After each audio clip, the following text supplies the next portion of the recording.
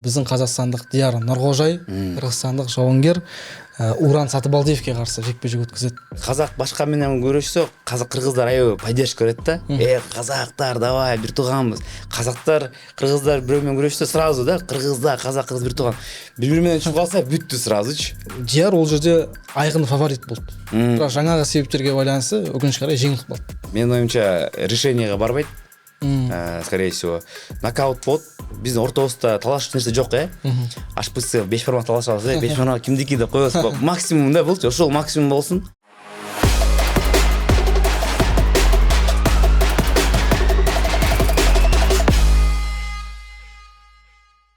Ассалаумағалейкум баршаңызға, армысыздар. Құрметті Pulse Fighting YouTube арнасының көрермендері, бұл Sport Pulse'тың жобасы екенін айта өтеміз. Біздер Қырғызстанға келдік, Бішкекке арнайы сапармен, және осы ретте Қырғыз ММА жайында да айта өткіміз келеді. Өйткені білесіздер, жақында бір аптадан кейін осы қырғызстандық жауынгер Уран Сатыбалдиев, Уран Сатыбалдиевпен біздің қазақстандық Дияр Нұрғожай жекпе-жек өткізетін болады. Осы жайында және жалпы Қырғызстандағы осы жекпе-жек спорт түрлері қалай дамуда, не үшін бұл жақта ММА-ға шектеу қойылды, осының барлығын айтатын боламыз. Бізде бүгін студиямызда қонақта қырғызстандық ринг анонсер, спорт журналисті, комментатор Бексултан Усеналиев. Бексултан, қош келдіңіз. Ассалаумағалейкум, қош келдік. Сіздер қош келдіңдер, біріншіден. Қош көрдік, қош көрдік.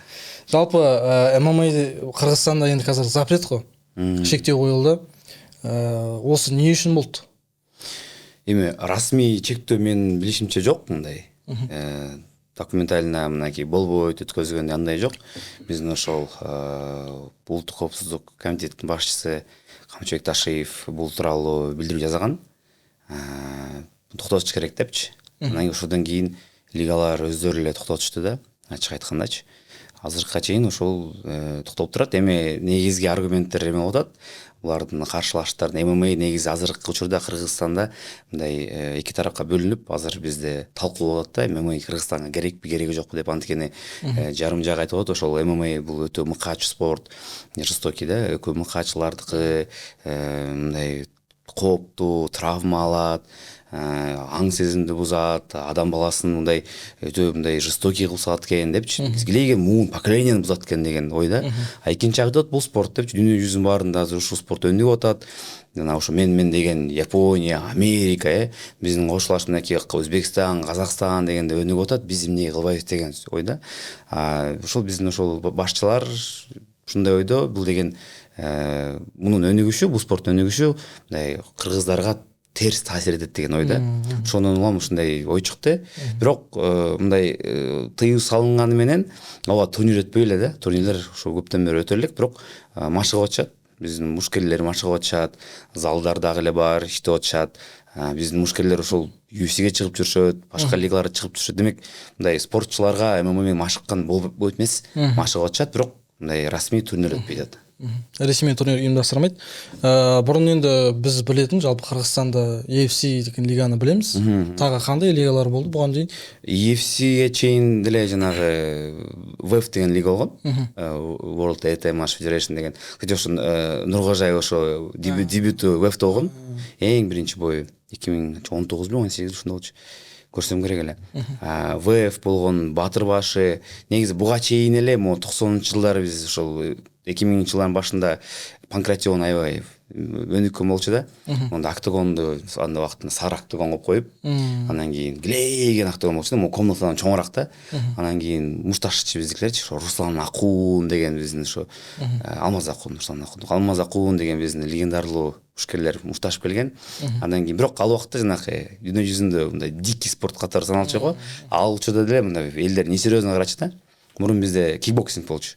Номер 1 бизде кикбоксинг, дүйнө жүзүндө да биздин кикбоксинг өтө өнүккөн болчу. Бизде стадиондо дүйнө чемпионаты өткөн, Американын сборуна келген, Россиянын сборуна, Казакстан, бүт самый топ кикбоксинг бар келген да.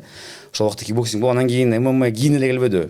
Кийин ошо мындай профессиональныйга өтүп, бул деле спорт турбайбы, UFC өнүккөндөн кийин баарыбыз мындай UFC'ни көрөтүп ушул лигалар ачылды да. Ошол биринчилерден болуп менин оюмча ушул ВЭФ лигасы ачылды. Андан кийин ошо Батыр башы деген лига бар болчу. Мындай жакшы болчу мүмкүнчүлүк биздин ошол Борбор Азиядагы мушкерлер, ошо Өзбекстан, тажиктер, казактар көп келип мындай мушташып кетчү. Анткени ВЭФте Нурсултан Нурзибоев мушташкан, Нургожаев бияктан тажиктерден деле жанагы Муин Гафуров деле урушса керек биздин лигаларда. Демек биз мындай тарых жакшы эле да ШММда. Біз көрермендерге айта өтейік, енді бізде қазақстандық, қырғызстандық көрермендер көреді ғой. Мүшкір деген бұл файтер, жауынгер. Ооба. Файтер. Ооба, жауынгер. Беттеш деген жекпе-жек. Сізде түсінікті болсын. Түсінікті керек, иә. Бізде жалпы Қазақстанда мемлекеттік телеарналардан UFC турнирлерін көрсетпейді. Сіздерде қалай болды? Мысалы, бізде кезінде мына Геннадий Головкинді білетін шығарсыз, кәсіпқой бокста. Оның әрбір жекпе-жектерін Қазспорт, Қазақстан телеарналары әрдайым көрсетті. Бірақ қазір сол тура Геннадий Головкиннің жолын қуып келе жатқан, бірақ бокста емес, ММА-да бізде Шавкат Рахмонов бар, әлі күнге дейін жеңілмеген. Оның жекпе-жектерін мысалы біздің халық анда-мындан ақылы трансляцияны сатып алады. Сіздерде мемлекеттік арнадан ММА бұған дейін жалпы көрсетілді ме? Сіздердікі не үшін көрсетілбейді? Ақша емес те тұрау, чисто просто көрсетпейді. Мемлекеттің көзқарасы дұрыс емес, зорлық деген сияқты. Биздики точно ушундай да. Биздики дары ушундай. Бирок биз убагында мен билишимче дагы так болгон. Мен анткени 10 жылдан бери иштейм. Биздин мамлекеттик телеканалда биз бир турнир көргөзгөнбүз. Мындай расмий Кыргызстандан ошол сатып алып, жанагы Конор Макгрегор менен Хабибтин боюн мен өзүм алып барганмын ошол беттешти комментатор катары болуп. Адам башка бирде бой көрсөткөн эмеспиз UFC-ничи. Бізде де тура сондай Хабиб пен Конордың ғана жекпе-жегін көрсетті. 2000 қай жылы? 18 бе, 17 бе? 17 ма? Соны ғана көрсетті, болды, басқасын көрсеткен жоқ UFC-ден. Ошо қазақ-қырғыз бір туған. Мен деле ошого таң калып жүрчүмүн. Анткени мына карасаң, биякта Валентина Шевченко чемпионский пояска. Эмнеге ошону көрсөтпөйбүз? Эмнеге именно Хабиб менен Конорду көрсөтүп атабыз? Бизге тиешеби эмне деп коемун да. Биякта биздин боецтер толтура да. Эми толтурган 2-3 болчу да.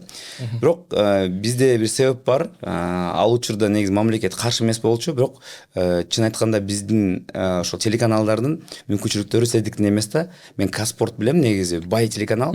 Буларды ошол Лига чемпионов деле көрсөтүп коет. Каалаган турнирин алып алат да. Биздин телеканалда андай мүмкүнчүлүк жок. Чын айтканда акча каражаты аз, спонсорлор көп нерсе бузга кызыкпайт. Спонсорлорго ошол футбол көбүрөөк кызыктуу. Кыргызстанда азыр футболго көбүрөөк кызыгат, ММАга, например, UFC-nin контрактты сатып алыш өтө кымбат го, билесиңер. Биздин каналга андай мүмкүнчүлүк жок да. Бирок эгерде мүмкүнчүлүк болсо, сөзсүз түрдө көрсөтмөк. Анткени биз One FC-ни көрсөтчүбүз. Биз бир 5-6 жыл түз эфирден бүт турнирди көрсөттүк. One FC-ни анткени бизде One FC чемпиону болчу, Кемран Амбасов деген. Полный көрсөттүк. Андан тышкары биздин кыргызстандык турнирлерди, лигаларды көрсөттүк. UFC-ден башканы көбүнө көрсөтчүбүз да. Енді Қырғызстанда қазір кәсіпқой ММА-ға толыққанды жаңағы запрет қойылған, ал әуесқой ММА-ға шы, любительский ММА. Любительский ММА билишимче өтпөй эле. Рукопашный бой деген. Ошого рукопашный бой өтүп атат, ММА эмес да.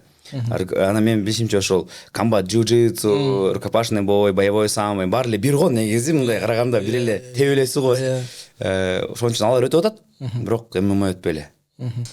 Жалпы жас таланттар қалай өз жолдарын тауып жатыр енді? Көбінесе қай лигаларда өнер көрсетеді, шетелдік? Жаш балдар жаш спортчулар алар ошо жанагы көбү ошо самбодо. Бизде неге самбо жакшы ойнөткөн, андан кийин ошо самбодо жүрүп, боевой самбо, рукопашный бойдо өздөрүн көрүп атышат. Андан кийин эгерде мындай мүмкүнчүлүктөр болсо, көбүнесе ошол аракет кылып, ошо Казакстанга чыгып келишет. Алаш Прайдка, башка лигалар. Октагон, Найзалга ошо биздин балдар ошо аракет кылышат да жакка чыккан. Анткени бизде шырдык кылганга да мүмкүнчүлүк жок да. Оштогу биздин мушкерлер ошо Өзбекстанга барып келишет. Бирок Өзбекстанда деле оор да, мусаш кылыш. Анан эң жакшы вариант бул Казакстан. Ошо Казакстанда биздин мушкерлер өтө көп да негизи. Кыргызстандын ичинде ошол любительскийде түшөт. Профессиональныйда эми азыр эчтеке кылбайсың да. Только вот Казакстанга барып эле. ММА-нын жагдайы түсінікті. Енді жалпы мен өз басым осы Қырғызстанға 3-ші рет келіп отырмын. Бұған дейін 2 рет жаңа кәсіпқой бокс кешіне келдік. Алатау боксинг лига деген. Боксқа деген көзқарас қалай бұл жақта? Жанкүйерлердің боксқа азыр жакшы мындай көзқараш болуп калды. Анткени биздин ошол ошол эле улуттук коопсуздук комитетинин башчысы Камчыбек Ташиев өзү дагы бокс менен машыккан экен. Анан андан тышкары биздин ошо федерациянын дагы вице президенти билишимче. Анан кийин акыркы ошол Олимпиада оюндарында Мунарбек Сейитбек уулунун жетишкендиги дагы биздин Кыргызстанда боксту кайра ойготту да. Анткени биз чын айтканда эми Казакстан менен Өзбекстан деңгээли башка. Биз ошол эми андай деңгээлде болгон эмеспиз эч качан. Бирок убагында 2000-жылдары Советтер Союзу убагында бизде бокс бар болчу. Бизде ошол жанагы Курнявка деген дүйнө чемпиону, Орозбек Назаров жети жолку дүйнө чемпиону болгон. Андан кийин Алмаз Райымкулов НБФ чемпион болуп, анан кийин бирок эмне ошол жана кесипкөй бокс эмес, мындай сүйүүчүлөр арасы боксу, любительский боксту бизде такыр жок болчу да. Анан ошол такыр жок эмес, балдар бар болчу, бирок жетишкендер максимум Азия чемпионатында коло, биз жалгыз элестик эле азыркы күнгө чейин Кыргызстандын тарыхында бир эле Азия чемпиону бар да. Чоңдор арасында бирөө эле. Ошол Азат Усеналиев деген болгон. Ал ошол Олимпиадага бара алган жок даже. Тилекке каршы ушундай. Бирок азыр чын эле жакшы мектеп пайда болду. Мунардын поколениясы күчтүү. Нурайдин Рустамбек уулу деген дагы бала азыр жакшы жыйынтык көргөздүм акыркы дүйнө кубогунда 3-орун алып. Бирок бизге ошол көрүнөр 3-орун, 2-орунга мактанабыз да. Казакстанда түшүнүктүү түрдө эмсерде 2 алтын болсо дагы айтып атпайсыңар, эмне аз, позор депчи. Чын эмес, деңгээли башка да. Бирок биздин азыркы деңгээлге бул жакшы. Бир күмүш. Анткени Мунарбектен эч ким күткөн эмес мунчу. Реально Мунарбек баратканда баары ойлогон, мындай эле барып келет. Чынын айтканда жөнөкөй адамдарчы. Бирок Мунарбек ага чейин дүйнө чемпионатында коло медаль уткан.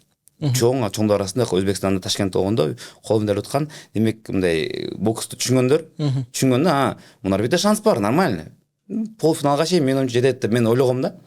Анан Олимпиадада чында сенсация болду, оверсетка болчу.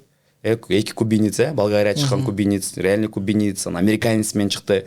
Аларды жеңип туруп финалга чыкты. Бирок Абдумалик Халоков чында башка деңгээл экен да. Действительно азыркы учурда мындай өзүнүн салмагында лучший да в мире азыр. Профессионал өтсө эле чемпион мира болот менин оюмча. Ошон үчүн Мунарбек аябай жакшы мындай дем көтөрдү. Кыргыздар азыр кайра бокс болгон сүйүүсү көтөрүлүп, Кыргызстанда азыр залдарда балдар да көбөйүп баштады. Азыр абал жакшы. Менин оюмча бир дагы 5-6 жылдан кийин болот го прорыв. Менин оюмча бир Олимпиададан хотя бир 2-3 медальга илинип калабыз балким, билбейм. Келесі Олимпиадаға да енді аз уақыт қалды, 4 жыл Лос-Анджелесте. Ал жака билбейм эми. Бар балдарчы. Бирок кичине оорураак да. Бизге поколение алмаш керек да, муун алмаш керек да. Бизде жаштардан Амантур Жумаев деген жаш жигит бар. Элестеткиле, Амантур Жумаев деген бала жаштар арасында дүйнө чемпиону, жаштар арасында Азия чемпиону. Ошол 2 медальди бул 1 айдын ичинде утту. Азия чемпионатын жеңди. 17 жашка чейин барып туруп дүйнө чемпионатын жеңип алды да. Аябай жакшы перспективный күчтүү бала. Андан тышкары дагы балдар бар биздечи. Ошол Өмүрбек Бекжигит уулу, Нурадин Рустамбек уулу дегендер. Алар Санжар Сейдакматов. Ошолор азыр жакшы тап менен келсе, бизде мындай ошол Мунарбектен кийин ага чейин дагы 1 жыл мурун сбор өтүп баштадык да. Ага чейин сбор болчу делесеткиле. Кыргызстандын ичинде максимум көлгө барат, ысык көлгө. Ысык көлдөн сбор өтөт, окумашыгы жыйын болот, максимум ошол. Бирок жакшы болуп бизде Дмитрий Бивол деген жайсарда пайда болуп, кайра Кыргызстанга кайтып, көп учурда ошо бизге келбей жүргөн, бирок келсе да конок катары келчи. Бирок акыркы 3-4 кемпти көлдөн өткөзүп атты, ысык көлдөнчү. Анан кийин аны менен чогуу биздин сборный барат. Аны менен чогуу турат. Ошол эле биздин Өмүрбек Бекжигит уулу менен спаррингке түшөт. Өмүрбек менен эмечи Дмитрий Бивол менен. Ошентип биздин деңгээл кадимкидей өстү. Андан тышкары ошо биздин азыр курама команда сборго өтүп атат. Мындай былтыр мурдагы жылы Парижде сбор болду, Таиланд, Америкада жакында США-да сбор өттү. Демек менин оюмча сиз айткандай Лос-Анджелестен эле балким күтүп калабыз. Балким 1-2 медаль алып калат. Буюрса дейли. Тилектеспиз огон. Рахмат. Буюрса. Жана Дмитрий Бивол жайында азыр накты Кыргызстан атынан өнөр көрсөтүп жүр го, Менин оюмча жок, прям бирок аны Green Announcer айтканда from Kyrgyzstan токмок деген угуп каласыңар, Ошо Кыргызстан деп айтса эле болот го дейм. Дмитрий Бивол Кыргызстандан чыгып десек деле туура болчу дейт. Кыргызстандык журналисттерге сиздерге сухбат берген кез болду ма негизи онун? Сухбат деген кандай? Интервью. Мен алгам интервью. 2021-жылы Дмитрий Биволдон интервью алгам. Ал убакта Канело Альварестен кийин болгон. Ошолдон кийин экөөбүз сүйлөшкөнбүз. Аябай жакшы жигит, чынында. Жөнөкөй мындай чисто советский мен да, парень да, мындай простой, жакшы берип турат интервью. Бибылдың анасы Шымкентте туылған екен. О, білесің. Айтып қалайық қыстырып. Бибыл айтады ғой өзі, мен деген, мен сөйлесіп қалсаң айтады да интервьюданшы, мен деген Қырғызстанды айтады, Россиялды айтады, мен Советский Союздамын, я СССРдамын деп қояды да. Ушундай ой бар данчы. Иә, өзі метис оның үстіне, иә. Өзі метис эме, ошо энеси кореянка, атасы молдаван. Иә. Ушундай да. Бирок мындай кебетеси ошо азиат болуп кыргызга окшош калып атпайбы. Сосын ана жоқ, ол басқа екен ғой. Бір қырғызстандық әнші бір боксшыға арнап Мұнарбекке ғой деймін, ән жазғаны. Кыргызстандык ба? Иә. Ана Ұлық Манапо деген әнші бір боксшыға арнайы жазды ғой осы бір. Саматқа жазса керек ал. Самат. Саматқа, жоқ, Саматқа емес. Мұнарбекке деле жазса керек. Басында Акжол Махмудов деген бізде балуан бар да, күрөшкөн. Акула деген ыр бар. Иә. Ошого. Бізде спортивный ырлар көп. Ұлық Манапо жазат да. Саматты помню, мен Намат файтингке шыққан кезде сол өлеңмен шықты, сосын кешені Айбей Барнаклда да сол жақында эле болду го. Наврузов менен бе? Жеңилип калды. Эмилмен. Иә, және жаңа айтқан Қырғызстанда кәсіпқой бокс федерациясы жоқ білсем, е? Жо, бар. Кәсіпкөй бокс федерациясы бар. Мен деле аны билген эмесмин. Жанагы АБЛ менен жүрүп калдым, мен билип калдым. Негизи Кыргызстанда көп уккан эмес экен анчы. Бирок именно профессиональный бокс федерациясы Кыргызстанда бар экен. Бирок мен честно, мен азыр билбейм алар эмне менен алектенет, эмне иш кылат, мен түшүнбөйм. Анткени биз кәсипкөй бокс эми пайда болуп атпайбы? Бирок буга чейин бар болчу экен да. Жаңағы АБЛда 3 турнир ма өтті ғой бұған дейін? 4 болды ма әлде? Қанша? 4 турнир. Боксерге кірген жоқ. Боксер кірген жоқ, Иә. Федерация енді осы тарапта көмек көрсетуі тиіс еді ғой деген. Мен білішім бойынша ошол сертифицированный судьялар болуш керек, сөзсүз. Лицензиясы бар, Анткени мен билишимче биздин судьялар көбү жана любительский боксто лицензиясы бар да. Жана Аиба 3 жылдыз, 2 жылдыз деген бар го. Вот именно боксерге кириш үчүн мен билишимче ошол кәсіпкөй бокстун лицензиясы болуш керек да. Ошол турнирде мен билишимче ошол судьялар жок болчу лицензиячы. Тилекке каршы ошо боксерге кирбей калыптыр. Мен бирок билем, ошол лиганын президенти Нурстан Турузбеков, мен дос болот. Ал ошол казакстандык ошол судьялар менен, реферилер менен сүйлөшүп жүргөн да. Иә, билем. Аларды чакырып, билем. Бияктан өткөзөлдү деп, бирок ошо болбой калды, бирок эмнеге билбейм да. Өткені біздің федерация қымбат ақша сұрайды. Ошо көп сурап койсо керек ошо. Бізде жалпы кәсіпқой бокс замандай ғой, 2 ұйым бар бізде. Біреуі Қазақстан кәсіпқой бокс федерациясы, біреуі Қазақстан кәсіпқой бокс комиссиясы. Жаңа федерацияда ол жақта әр боксшыға лицензия беру, жаңа промоутерлік лицензия алу барлығы ақша платный. Комиссияда тегін. Тегін деген бесплатный? Бесплатный.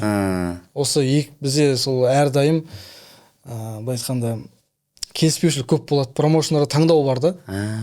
Мынаумен деген сияқты. Бірақ жаңа федерация мен комиссия екеуімен андай достық қарым-қатынаста емес. Ошондой бар бе? Көлік, сондай. Айта өтейік, Қырғызстанда жақында жапондық промоутерлік компания үлкен кәсіпқой бокс кешін өткізді. Қырғызстан кәсіпқой бокс тарихында алғаш рет, бірінші рет.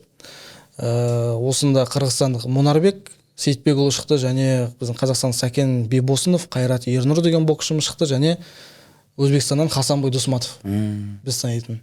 Күшті ол. Енді болған шығарсыз басқасында. Қалай өтті? Өзің айта өтсеңіз. Мықты болды, жақсы турнир болды. Бирок биринчи профессиональный боксты айтыш оор болуп калат, анткени буга чейин кесипкөй бокс өтүп келген да. Бирок мындай деңгээлде болгон эмес чынында. Эми акча көп кылыптыр да, чынында мындай акчаны көп сарпташыптыр, акчаны көп салышыптыр, LED экрандар, музыка, освещение бүт шоу уровень да. Шоу Улук Манапо, Бакырлар ырдап жүрөт, Эрбек Атабеков. Жакшы шоу болду, действительно. Мындай беттештер, тебелесүү, беттештер деле кызыктуу болду айтам. Бирок мындай, менин оюмча көп ирет мындай эме болуп калды, мындай односторонний бойлоп калды, бир тараптуу бойлоп калды. Эми менин оюмча, Хасанбой Дусматовго күчтүү тап келбейт да. Эми Сакен Бейбосынов тап келип, дагы бир күчтүүнү коюп, экөөнү биринчи турнир болуп атса, келип алып, Хасанбойду урган бирөө, Сакенди урган бирөө алып келип алып, Мунарбекти урган бирөө алып келип, биринчи турнирде ошол эми утсун биздикилер деп койсо керек деп ойлойм да. Эмичи бул эми мындай түшүнүктүү практика да. Түшүнүктүү практика, эми биздикилер утсун деп кылгандыр. Бирок башка бул беттештер жакшы болду аябай. Ошо Сырак Абжапаровдун беттеши аябай кызыктуу болду. Мен аябай жактым ошол беттеш. Андан тышкары биздин жаңы казакстандык Кайрат Өнүр деген боксчу ошо кыргызстандык боксчу менен чыкты го. Экөө тең болду, эң биринчи жекпе-жек. Ооба, эң биринчи жакшы беттеш болду ал дагычы. Мен үчүн жакшы мелдеш болду. Жакында октябрда дагы болот деп атат. Ошо инсайтта мен билишимче ошол октябрда беттеш кайра болот Кыргызстанда деп уктум.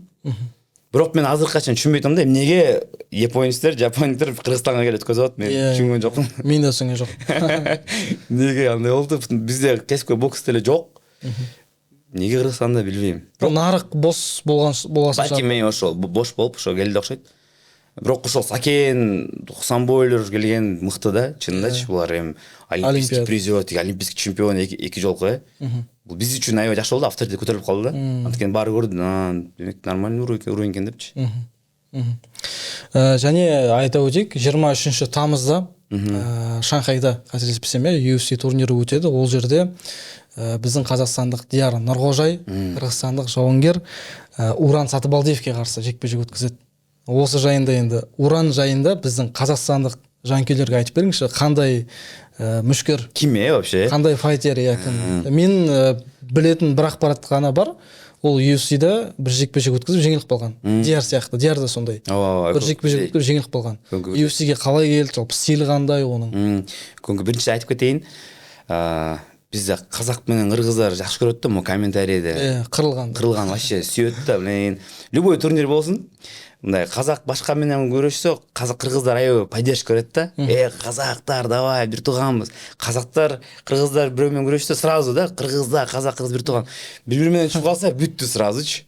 Сразу бири-бири сөкүп баштайт. Ошондуктан мен ойлойм, эми ушул беттеште аны токтотуш керек. Эми бул спорт да. Бул ушу профессиональный спорт. Бул любительский эмес да. Булар деген ачык айтканда, если реально айтканда, булар каждый сам за себя да. Бул өзү үчүн чыгып атат. Ооба мындай желекти алып чыгыш мүмкүн, бирок бул өзү үчүн чыгып атат. Акчаны өзү алып атат, баары өзү кылып атат. Чын өзүнүз үчүн да. Ошон үчүн муну түшүнүш керекпиз да.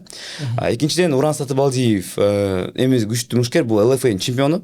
LFA Америкадагы эң эле мындай чоң мелдештеринен эң чоң эле уюмдардын бири. LFA-дин ошол чемпиондору көбүсү ошол UFC-ге барышат, билесиздер. Анан бул жигит өзү негизи 8 бой буга чейин өткөзүп 8 жеңген UFC-ге чейин. Кыргызстанда, кстати, бир жакшы бир интересный факт бар экен, мен көрөт ошо даярданып атканда көрүп калдым. Нургажайдын биринчи беттеши Кыргызстанда болуптур. Урандын биринчи беттеши Казакстанда болуптур. Казакка каршы. Нургажайдыкы Кыргызга каршы болуптур да. Эми ушинтип UFC-де бири-бирине келип атат да. Андан кийин Уран буга чейин ошо Алаш Прайдта да урушуп жүргөн, Open FC деген уюмдарда урушуп жүргөн. Эми бул эмне го? Оор салмакта конкуренция азыраак го. Оор салмакта күчтүрөөк болсоң, баарын уруп кетересиң да. Эми 8-0 менен UFC-ге жетиш мындай оор да. Легкий весте, полулегкий весте, аябай оор да. Буларга оңойраак болду да. И Уран өзүнүн шансын аябай колдонуп кетти. LFA-ге барды, Америкага көчүп барды. Толгу менен көчүп барып, Америкада теме ошо машыгы өткөзүп, ошакта жүрдү, визаны алды, ошол рабочий визаны алды дагы. Тырышып жак жүрүп алды да, иштепчи. Андан кийин шанс келди, LFA-ге чыкты, LFA-дан дагы чемпионский беттешке чыкты. Тилекке каршы акыркы беттешин LFA-да аябай оор өткөздү. Анткени мен билишимче кеч барып калыптыр. Кеч барып калып, ошол 2 күн, 3 күн калганына ошо беттешке, андан кийин весогонкада да кыйналып калып, андан кийин LFA-да ошол кыйналып беттеш өткөзүп бирок утту. Характери менен, күч менен болуп утуп, андан кийин ошондон кийин сразу UFC болгондо чакырышты, чакыруу келди. Заменага. Бирок өзүнүн салмагында эмес, башка салмакта, оор салмакта. Эми Уран бул деген жарым оор салмактын мушкери да. Полутяжелый вес 93 килограмм. Бирок бул тяжелый веске чыкты. Мартин Будай деген өтө опытный мушкер, 120 килограмм. Бул деген этикле, бул деген оор салмакка гонять этип келет да. 130 килограммдан гонять 120 болот. Уран эми өзү 110 килограмм болушу мүмкүн, 105 килограмм болушу мүмкүн, бирок 93 өчөт да болчу. Ошон үчүн мындай габариттер менен, күч менен экөө эки башка деңгээлүү болуп калды. Чын айтканда, андан кийин биринчи беттеш үчүн чындай оор каршылаш болуп калды, бирок бул шансты кое бербеш керек болчу Уран, Шанс келди, кое берген жок. Андан кийин мыкты эле болду, Мыктыбек Оролбай точно ушундай болгон. Ага дагы заменага контракт келди, макул деди, бирок аныкы 77 килограмм болгон. кошол тяжелый вес болду. Анан кийин контрактта ошондой болуп тур, бир беттеш өткөзөсүң, анан кийин 4 беттешке контракт түзөбүз. Бул ошондой кылды, чыкты, утулду, бирок беттештегерди көрсөңөр аябай жакшы беттеш болгон. Уран өзү мындай ударник, колдору менен жакшы иштейт, аябай күчтүү колдору бар, анан кийин ушу грэпплингге деле жакшы. Бирок будай өтө чоң экен да, дәу экен да.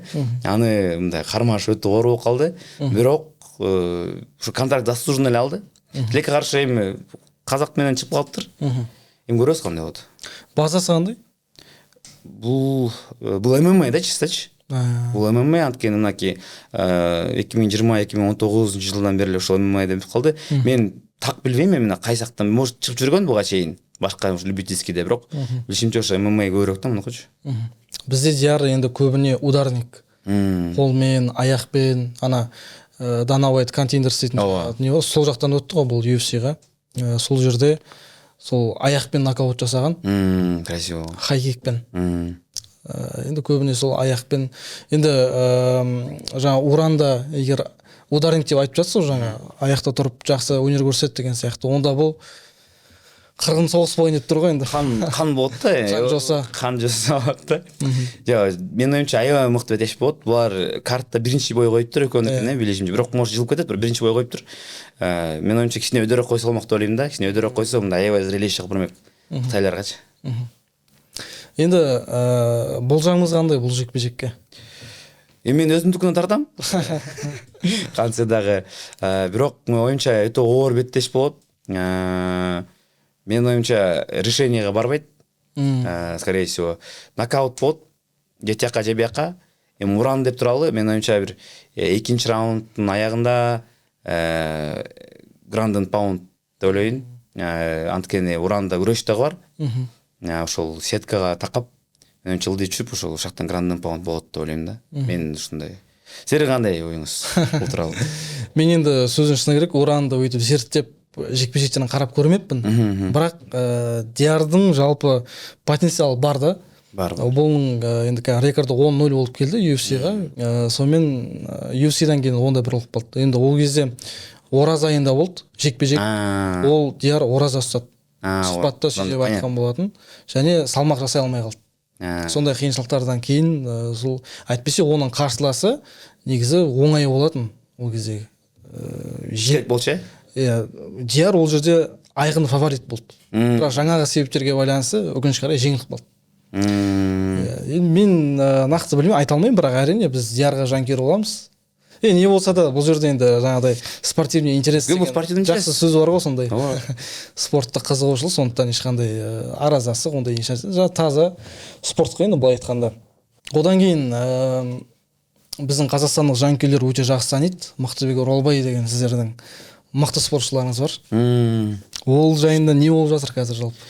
Мықтыбек азыр Америкада, азыр Кыргызстанда жүрдү, бир 2 ай жүрдү. Бул беттештен кийин акыркы Тофик Мусаев менен Бакуда бушташты, жеңди, анан кийин ошо Кыргызстанда жүрдү, эс алды, тренировка кылды, анан кийин азыр Америкага кетти. Team Alpha Male деген клубта бул жүрөт, өзү билесиңер, о Юрай Фебре менен. Азыр ошол жакта күтүп атат. Мындай буга беттеш берилек азыр. Бой берилек, бирок менин оюмча ошол октябрга, сентябрдын аягына беттештерге берилет болуш керек деп ойлоп атам да. Бирок абалы жакшы азыр. Бул UFC жакшы көрөт муну. Анткени өтө мындай зрелищный бойлорду берет. Жанагы акыркы беттеш Тофик менен Тофикти салып салды, ачык айтканда. Ага чейин Матеуш Ребецкий менен беттешти дүйнө жүзүн баары көрүп алып таң калды да, ушундай да мушташабы деп экөө полный кан бетин баары. Бирок бул ден соолукка аябай зыяндай. Бир менин оюмча ошол беттештен кийин Мыктыбек бир 5 жыл убакыт жашоосун берди го дейм ошокачы. Эми бирок эми башкача вариант жок болду да. Ал жерде мушташ керек болчу да. Тилекке каршы утулуп калды, бирок кантсе дагы Мыктыбек өзүнүн характеринин, духун көргөздү. Биз көп күткөнбүз негизи кыргыздын мушкерин, эркек мушкердичи. Анткени буга чейин бизде сөзсүз түрдө Валентина Шевченко деген айымыз бар. Кыргызстандык. Бул жана Бивал эми Россияга барып, Орусияга барып, Санкт-Петербургда жүрдү, аяктын атынан чыгып жүрдү, анан кетти да. Валентина Шевченко Кыргызстанда төрөлүп, Кыргызстанда өсүп, Кыргызстан атынан чыгып жүрөт. Биздин да бул, нак биздики. Кыргызстандын чемпиону UFC-ге болот, UFC-нин чемпиону болду. Анан кийин эми ММА эми көбүнчө эсе биз эркектер спорту катары карап атпайсызбы? Ошон үчүн биз да күткөнбүз да, качан мындай барат болду экен жигиттер депчи. Анан кийин анткени Валя мындай татынакай болуп турса муну мушташтыргым келбейт да. Мыктыбекти күттүк, башканы күткөнбүз негизи биз. Эгерде андай тема жок болсо айтып берейин. Биз негизи Бусурманкул Абдибайыт уулу деген боец бар болчу. Өзү Найзада мушташып көрдү, М1де топ боец болчу, топ 5те кирип. Жанагы Ландвер деген боец бар го эмеде, UFCдечи. Ошол Ландвер менен чыгайын деп аткан, Ландвер UFC кетип калды. Негизи М1дин чемпиону UFC кетмек да. Бул Бусурманкул жакшы эле жүргөн. Шансын дагы кармап жүрдүн, бүт жакта мушташып жүрдү. Бирок тилекке каршы UFC барган жок. Мынакей, бул деген насипкен. Кудай ошо бериптир. Мыктыбек барып калды да. Көп тааныбайчы, билбейчи, бирок азыр Мыктыбек сиз айткандай прям жылдыз Кыргызстанда. Жаңағы Уран кай залда жаттығу жасайды? Америкада? Америкада мен билишимче билбейт экенмин, ошо Тимал Альфа Мейл деле болуш керек. Мен билишимче бул делечи. Ушакта эле болуш керек. Түсінікті. Енді жаңағы Шевченко жайында айтып өттіңіз ғой, чемпион деп. Ерлер арасынан бірінші осы үміттеріңіз чемпион болады ау деген Мыктыбек қой? Мыктыбек, конечно, бізде Мыктыбек. Мыктыбекти күтүп атабыз. Бирок эми жеңил салмакта конкуренция өтө күчтүү. Прям аябай күчтүү, өтө оор. Биякта Тапурияга окшогон зверлер жүрөт. Топко кириш дагы оор болот Мыктыбекке. Бирок мындай да ачык сөз, Мыктыбектин стили менен мындай чемпиондукка жетиш өтө оор болот да. Эми элестет, ар бир беттеште муну мушташып канчалап атып, эми ден соолугун кетет да. Мыктыбек эгерде акыркы беттештинде мушташса, акыл менен аябай мындай байкап, мындай көп мындай ката кетирбей мушташса, сөзсүз түрдө менен топ пушкер болот болчу. Минимум топ 10ке барат деп ойлойм да. Бирок эгерде жана Ребецкий менен мушташкандай канчалашса, пробитый болуп калат да. Мыктыбек пока не пробитый. Пока не пробитый, убакыт бар. Ошон үчүн мен ойлойм, аккуратно, көп мондай ызы чууга кирбей, мушташпай урушса мүмкүнчүлүк бар. Бирок биз азыр күтүп атабыз. Сиз азыркы учурда Кыргызстандын Райзендин чемпиону бар. Айтпакчы. Бизде анау Каршыгада Өтбек деген жигит бар. Ол да Райзенден өнөр көрсө, сол кезде мен байкап калдым сол жигитти. Кыргыз атын умутуптум кандай? Рajabali Шайдуллаев деген. Ол жакында чемпион болду. Чемпион болду, Ал чемпион болду. Койки деген американец мушкер менен мушташып, Белатарда убагында мушташып жүргөн күчтүү. Анан кийин чемпион болду.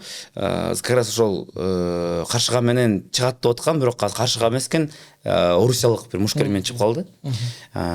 Вот ошону азыркы учурда реально мен оюмча топ 5те, UFC'нин топ 5 мушкери деп мен 100% айта алам. Анткени анын стили, анын жүргөнү, анын дух, анын мындай негизи эле мүмкүнчүлүктөр аябай потенциал аябай чоң да. Азыр ойлойм 2 беттеш калды. Защита болот. Жакында дагы бир беттештен кийин 2026-жылы UFC кетет.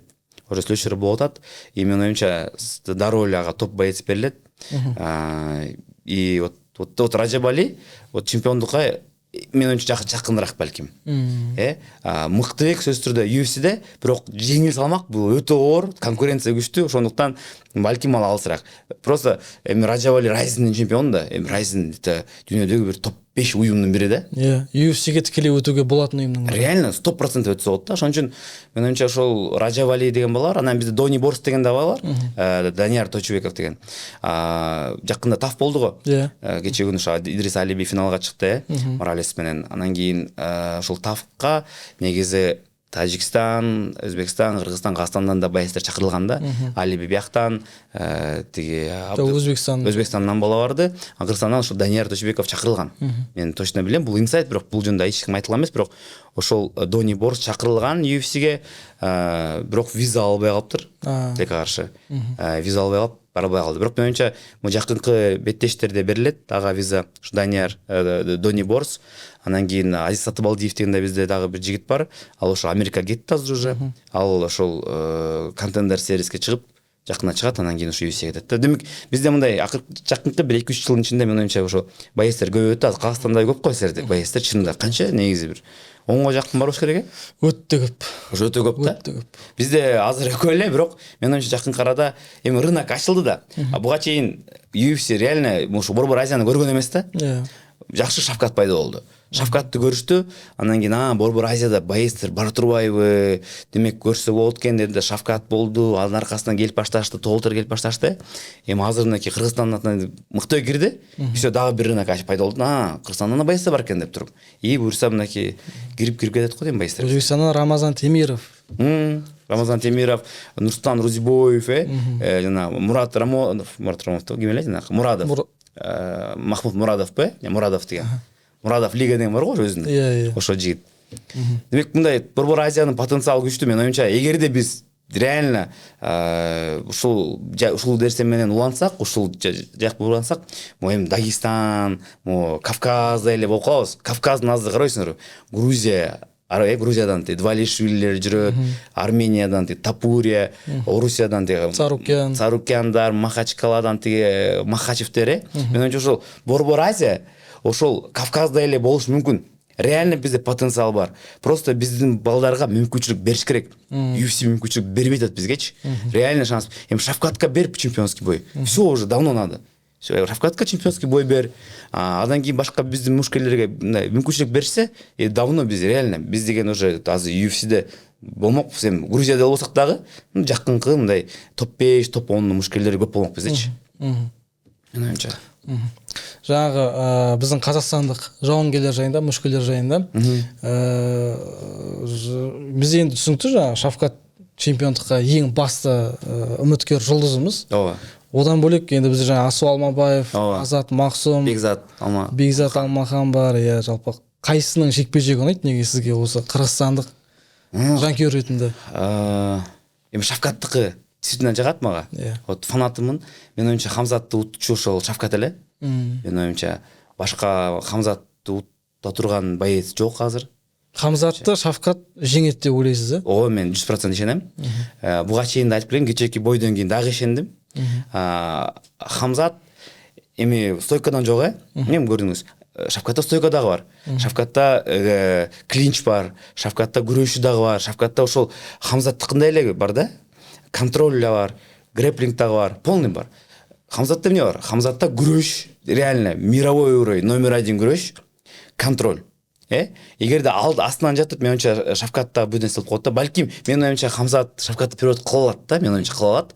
Бирок если биринчи, экинчи раундда финиш болбосо, Шавкат утуп кетет да. Мен оюмча Шавкат утат. Вот. Андан тышкары мага Бекзат жагат. Бекзат жакшы беттеш көрсөтүп, жанагы Нурмагомедов турат. Умар менен вообще сон беттеш болду. Кстати, ошо беттеш көрүнөр эле, решение болуп атканда Уран Сатыбалдиев турду го, мындай карап. Когда эмеге тартып койгондочу. Жака. Асу Алмабаевдин беттеши мага аябай жагат. Азат жаңагы Тагир Уланбековди. Тагирде ошо Тагирде болгондо ошо болду, Әдилетсиз болду деп биздер солай айттык енді. Негизи жоқ дегенде тең нәтиже беру керек депші. Негізі жекпе-жек бойынша біздің енді көруіміз бойынша Азат жеңді ол жекпе-жекте. Мақсум, Азат Мақсум. Жақсы беттеш болды. Мен ойымша мындай чынында 50-ге 50 болду да. Мен айта албайм, Азат реально утты 100% деп айта албайм да. Тагирди айта албайм да. Демек, эгерде ошондой болсо, нича реально самый нормальный расклад болмок да. Вот. Так что ошол деп ойлойм. Адан тышкары Казакстанда ким бар UFC'де? Николай Веретников дейтін бар, бірақ енді оны көбісі тани бермейді. Веретников бар. Шавкат қой үміт, Үміт Шавкат, Бирок Шавкат деңгээлде действительно эмеси да бар го, мына аурасы дагы. Салкынганды келет, акырын, пафос жок. Эмесин TikTok көрүп каласың го, мындай отуруп, простой жигит го, чисто ауылдын жигити го дейсиң, чисто айылдык жигит. Азамат, мен оюмча жакын карада Шавкатка мүмкүнчүлүк берсе, Хамзат Шавкат реально топ бой да. Балким американский болельщиктерге кызыксыз, бизге кызык. Бизге кызык да, чынындачы. Ошо ийгилик казак мушкерлерине биз ар дайым көрман кылып келебиз. Кыргызстанда биз деген UFC Russia жана UFC Евразия аккаунттун астын көрсөңүз керек, постоянно поддержка кылабыз. Казак кыргыз бир тууган деп флагтармен ба? Ооба. Ошон үчүн айтып атпайм мен. Урал менен Нургожай урушканда чыгып экиге бөлүнүп кетпейли да. Эң башкысы. Маңызды нерсе. Ооба. Енді бүгін рахмет көп келгеніңізге. біраз әңгімелер айтылды біздің қазақстандық жауынгерлер жайында, қырғызстандық жауынгерлер жайында. Енді алдағы жаңа Диар мен Уранды айтып жатырмыз ғой. Диарға да, Уранға да тек қана сәттілік тілейміз. Жекпе-жекте енді сол кезде кім жеңімпаз көре жазармыз. Жалпы қырғызстандық жауынгерлерге де сәттілік. Сіздерге де бокста болсын, ММА-да болсын, біз де әрдайым көреміз, жанкүйер боламыз. Рахмат. Сізге де келейік. Ошол эки элдин достугу бекемделе берсин. Акыркы учурда ошо биз чынында биздин ортобузда талашып нерсе жок, HPC 5 бармак талашабыз, 5 бармак кимдики деп коебуз. Максимум да болчу, ошол максимум болсун. Башка талаш нерсебиз болбосун. Экиде элдин достугу болсун, спортто эле урушуп жүрө эле, Ошон үчүн Орто Азия мамлекеттери эгерде биз биримдикте күчтүү болсок, биз деген сырттан келген любой күчкө каршылаш тура алабыз да. Силерге де келик, Казакстандын спортчуларына, ММА-дагы, күрөштөгү, бокстогу бизди ар дайым колдоп келебиз. Буюрса эми чоң жеңиштер алды да. Рахмет көп. Құрметті көрермендер, бүгінгі біздің шығарылым осымен аяқталды. Біздің арнамызға жазылып, лайк басып отырыңыздар. Аман, сау болыңыздар.